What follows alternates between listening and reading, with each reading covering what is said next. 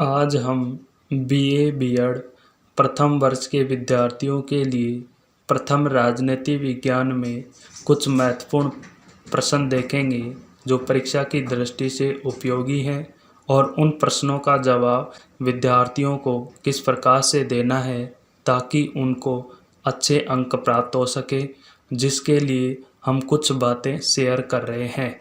Number 1 है, सबसे पहले विद्यार्थियों को अपना प्रश्न अच्छे ढंग से पढ़ना होगा और उसके बाद यह समझना होगा कि हमारे से क्या उत्तर मांग रहा है।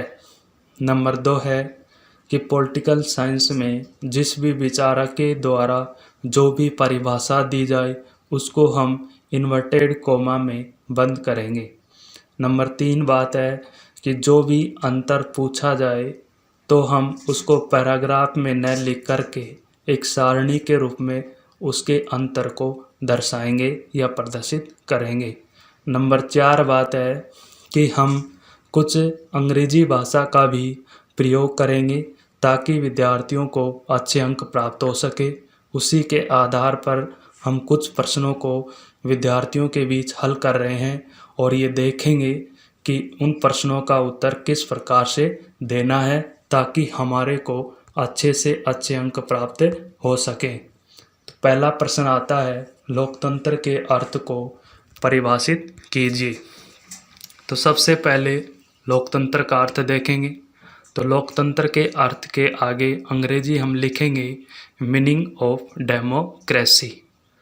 तो लोकतंत्र जो शब्द है वो अंग्रेजी भाषा के डेमोक्रेसी शब्द का हिंदी अनुवाद है तथा डेमोक्रेसी शब्द यूनानी शब्द या ग्रीक भाषा के दो शब्दों से मिलकर बना है, जिसमें एक शब्द डेमोस और दूसरा शब्द क्रेटिया। यहाँ पर विद्यार्थी क्रेटिया न लिखकर क्रेसी लिखते हैं जो गलत है, तो यहाँ पर सही क्रेटिया ही होगा। डेमोस का अर्थ जनता से लिया है और क्रेटिया का अर्थ शासन से लिया है, अर्थात जनता की शक्ति पर आधारित शासन प्रणाली को लोकतंत्र कहते हैं। उसके बाद हम लोकतंत्र की परिभाषाएं लिखेंगे। तो परिभाषा को अंग्रेजी में डेफिनेशन कहा जाता है। तो पहला विचारक है सीले के अनुसार, लोकतंत्र वह शासन है जिसमें प्रत्येक व्यक्ति अपना भाग या हिस्सा लेता है। नंबर 2 विचारक है अब्राहम लिंकन के अनुसार, जनता के लिए, जनता के द्वारा, जनता का शासन ही लोकतंत्र कहलाता है। उसके बाद दूसरा प्रश्न आता है, लोकतंत्र की सफलता की 4 आवश्यक शर्तें। तो यहाँ पर इसकी जो हम अंग्रेजी लिखेंगे वो है condition for the success of democracy. तो वे 4 शर्तें हम देखेंगे कौन कौन सी हैं जिसके आधार पर यह सफल हो सकता है। पहला है जनता का उच्च चरित्र। नंबर 2 है जनता की जागरूकता। नंबर 3 है शिक्षा का उच्च स्तर। नंबर 4 है स्वतंत्र न्यायपालिका। उसके बाद तीसरा प्रश्न है लोकतंत्र के 2 गुण व 2 दोष लिखिए। तो हम सबसे पहले टॉपिक डालेंगे लोकतंत्र के गुण। गुण को अंग्रेजी में मेरिट्स कहा जाता है। तो मेरिट्स ऑफ डेमोक्रेसी।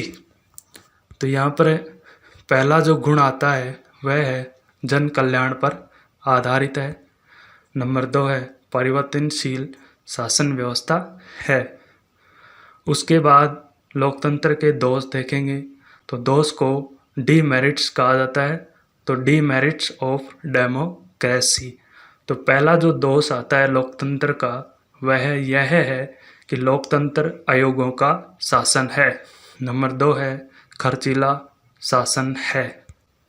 उसके बाद नेक्स्ट प्रश्न है अधिनायक तंत्र और लोकतंत्र के मध्य 2 अंतर लिखिए। तो यहाँ पर हम ध्यान रखना होगा कि अंतर को पैराग्राफ में न लिखकर एक सारणी बनाकर उसका हम जवाब देंगे जो आप आगे देख रहे हैं। तो सबसे पहले हम सारणी के रूप में एक तरफ लोकतंत्र लिखेंगे और दूसरी तरफ अधिनायक तंत्र लिखेंगे।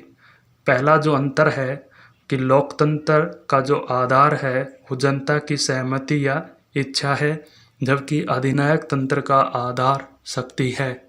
नंबर 2 अंतर है, लोकतंत्र की शासन प्रणाली सरकार के प्रति उत्तरदायी होती है, जबकि अधिनायक तंत्र की शासन प्रणाली सरकार के प्रति उत्तरदायी नहीं होती है। उसके बाद हम 5वां प्रश्न देखेंगे कि राजनीतिक दल किसे कहते हैं। तो राजनीतिक को पॉलिटिकल कहा जाता है और दल को पार्टियां कहा जाता है। तो यहाँ पर हम राजनीतिक दल का अर्थ देखेंगे कि राजनीतिक दल से अभिप्राय व्यक्तियों के उस समूह से है जो समस्याओं तथा उसके समाधान, सिद्धांतों तथा कार्यक्रमों पर एकमत है, जिसका उद्देश्य सत्ता प्राप्त करना होता है, उसे ही राजनीतिक दल कहते हैं।